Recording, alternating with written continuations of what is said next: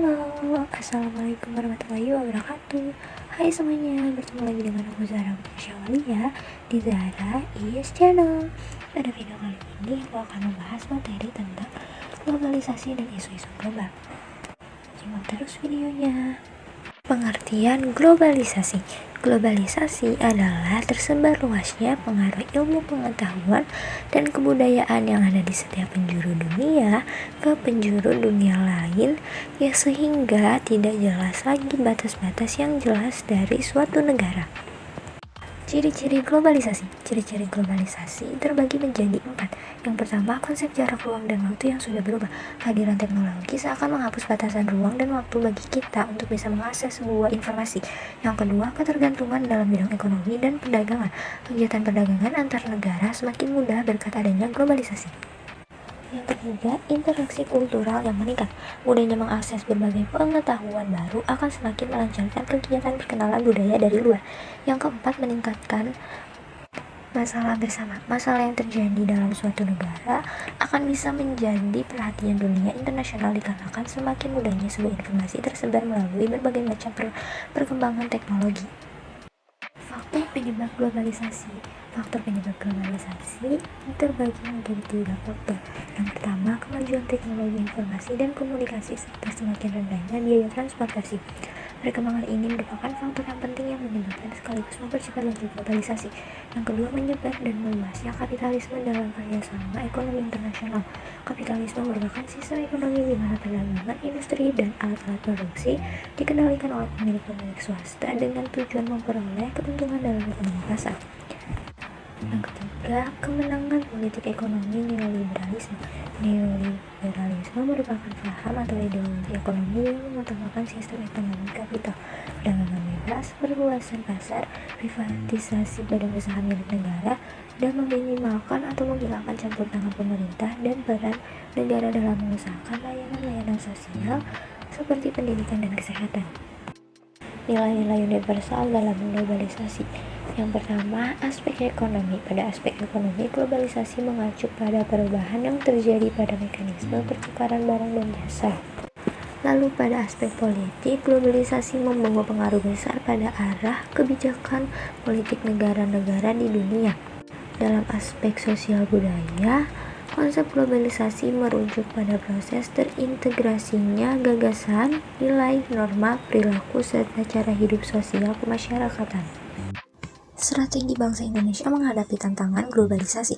Yang pertama, strategi otonomi nasional. Dalam strategi ini, mengurangi dalam jumlah besar atau bahkan menghentikan sama sekali kontak dengan dunia internasional yang dianggap akan membahayakan kedaulatan dan otonomi dalam pengambilan kebijakannya. Yang kedua, strategi pengakuan timbal balik atau mutual recognition. Strategi ini masih menyisakan keputusan atau kebijakan politik sebagai otoritas negara, akan tetapi menyerahkan proses integrasi ekonomi domestik ke dalam pasar internasional ditentukan oleh kekuatan pasar. Lalu yang ketiga, strategi koordinasi. Strategi ini menekankan pada pentingnya kerjasama antar negara agar kebijakan nasional masing-masing bisa saling bersesuaian. Selanjutnya, yang keempat, strategi harmonisasi explicit harmonization atau kolaborasi. Dalam strategi ini, negara menerima adanya joint adjustment dalam kebijakan nasionalnya. Yang kelima, strategi federalis mutual governance. Strategi ini mendorong negara untuk menyerahkan sebagian kedaulatannya kepada institusi internasional dengan membentuk suatu organ supranegara. Yang keenam, ada strategi Lilliput. Strategi ini menekankan pada aksi non-negara atau non-pemerintah yang bisa dilakukan oleh para aktivis masyarakat, buruh, akademisi, pengusaha politik, partai, atau bahkan aparat negara yang concern terhadap proses globalisasi yang merugikan banyak kalangan masyarakat. Selanjutnya, pandangan Islam terhadap globalisasi. Globalisasi Islam sudah diterapkan pada zaman Nabi Muhammad SAW. Globalisasi Islam dipengaruhi oleh tataran konseptual dan tataran aktual yang menjadi keistimewaan Islam. Globalisasi Islam mengandung nilai-nilai universalitas seperti toleransi, kebersamaan, keadilan, kesatuan, musyawarah, dan lain-lain. Dampak globalisasi terbagi menjadi 2. Yang pertama, dampak globalisasi dalam bidang ekonomi. Dampak positifnya memicu sikap kreatif dan inovatif, masuknya barang dari luar negeri dengan harga yang murah dan kualitas yang tinggi, kemudahan dalam mendapat barang dari luar negeri dengan harga yang terjangkau, terbukanya kesempatan bekerja di luar negeri. Dampak negatifnya, barang impor dapat menguasai pasar nasional karena mudahnya mendapatkan barang dari luar negeri. Banyak masuknya tenaga kerja asing hingga mendominasi tenaga kerja lokal. Banyaknya usaha lokal yang mati sebab penjualan barang dari luar negeri. Yang kedua, dampak globalisasi dalam bidang sosial budaya. Dampak positifnya, pola pikir masyarakat yang kuno dapat berubah menjadi modern. Masyarakat dapat mengenal keberagaman budaya di dunia atau multikulturalisme dunia.